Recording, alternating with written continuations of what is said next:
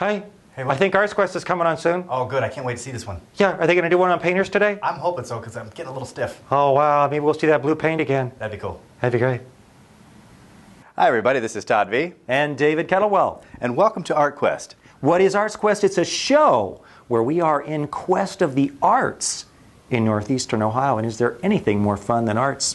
Got to be no on that. I got to agree with you. And in fact, a lot of people aren't aware of all the things that they can actually see and do here in Northeast Ohio, and that's the point of this show, to actually take you out and let you be immersed in the art scene that's all around us. Taking a look at today's show, we're going to start off with a segment on the Bang Clatter Theatrical Group. Fantastic drama here in Northeastern Ohio. And our second segment is? Second segment, we actually get to see, it's very exciting, we're going to see international artist Pedro Meyer at his exhibition at the Akron Art Museum. And what's so thrilling about it is this exhibit is going on in 65 museums around the world simultaneously. Pretty exciting. Wow, of course, we won't be in all those at the same time, of course. We're just going to see Akron.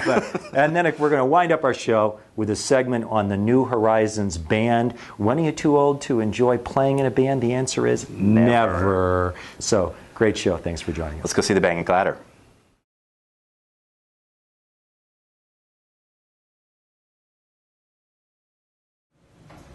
First time in my life, I don't think I have the will to pull my company out of the hole again, all right? I'm tired of never reaching a place where I feel I can rest. A lot of people probably in the greater Akron area are not familiar with the Bang Clatter Theater. Tell us a little bit about who you are, how you got started. Well, it's been a journey. We started just about 3.5 years ago, back in 2005. Sean and I had met doing theater and had a notion that it was broken and we wanted to fix it. And that's where this whole nightmare began. We thought that we could bring something fresh and new, so we decided to start our own theater and to try to do newer works, things that were not being seen locally, things that weren't being done regionally, to fix the thought that theater had to be musicals, that theater had to be Shakespeare, that it had to be something that people were used to, familiar with, but something instead that they could take a risk with and to learn with. So we started with that notion, and 3.5 years later we have 2 theaters, one here in Akron and one in Cleveland downtown, and we think we've had some effect on the way people look at theater in this community in Northeast Ohio, and have learned a lot in the process, I would say. We were very ambitious, very much about trying to change perception, just that the theater was something that could be fresh and new to people our age and younger, and something that the newer generation of people would embrace as an art form, but as entertainment, as something to spend their money on, because they knew that they would come and be entertained and moved and challenged. You guys have a black box theater, which traditionally very minimalist kind of look when you walk into the space, but your sets sometimes blow my mind.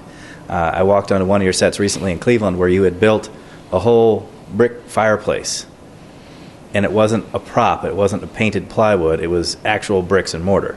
Why do you put so much into those sets?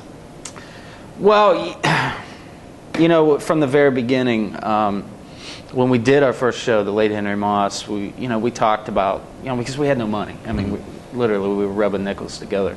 But one of the things that we realized is that we wanted for this to continue. We didn't want to come out with one show and be done. So if we were going to do it, we were going to go big or go home. And we figured, look, we don't have money to market. We've got one chance to do this right. And the idea is let's do it to our best abilities. Let's put everything on the line. So I've had experience building sets and with Sean's eye for design and props and attention to detail, and then with direction and my acting, we said, hey, let's go all out. So we figured with the sets, let's surprise people.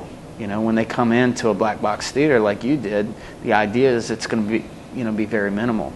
So let's surprise them. Let's go all out and let's have it, where they're totally taken out of what their expectations were, and it makes them want to come back. And we've changed it up. I mean, every show has been something majorly different, but not just from the set, but also for the configuration of the audience. It changes. Sometimes we're 3/4, sometimes we're in the round, tennis court, whatever. We try to create a full experience for the patron so that they never know what to expect when they come through those doors.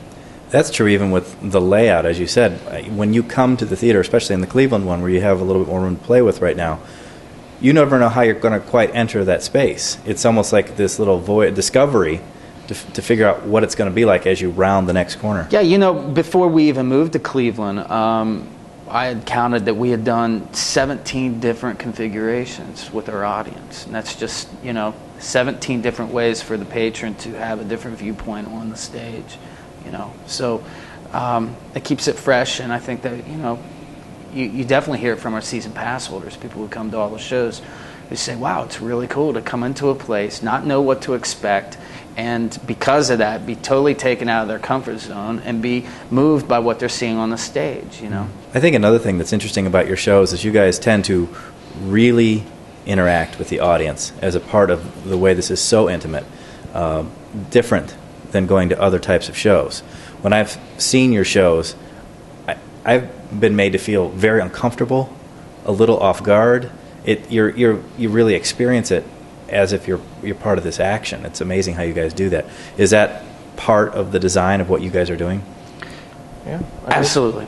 Yeah, I mean, we feel like making people uncomfortable, whether it's emotionally, physically, however it is part of the experience. That the fact of the matter is that when they walk in, they've become accustomed to be challenged, and that's really what it is. We've always wanted to create dialogue, a conversation, so that when people leave, they're thinking about it, talking about it. I mean, if the only thing they're talking about is the seats, then maybe we haven't done the right job. But the point is that the work tends to breed conversation. It tends to breed debate.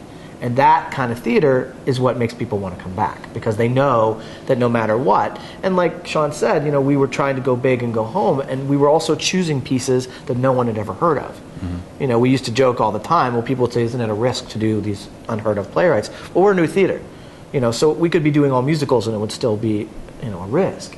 But we were choosing stuff that appealed to us, that touched our core, that said, hey, you know what, this is a story we want to be told, and we want to tell it really well. And so when people would come through those doors and sit down, they weren't necessarily uncomfortable all the time, but they were certainly on point. They were ready to watch, to actively watch, to be part of the show.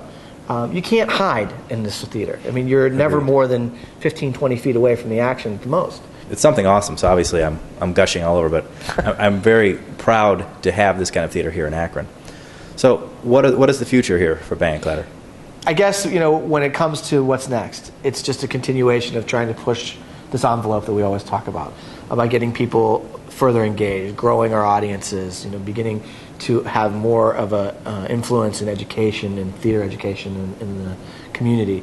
But it's continuing to push our limits and push new ideas and new ways of meeting and greeting an audience. So we're looking into film production and being involved in that. We're doing a new works festival, a play festival called The Legendary in Akron and Cleveland, which will be one of the only play festivals of its kind in the world that spans 2 cities over a month-long period of time. And those kind of things are going to get more and more people involved. We know right now the economy is not good, and people are very, very hesitant to let go of their dollar.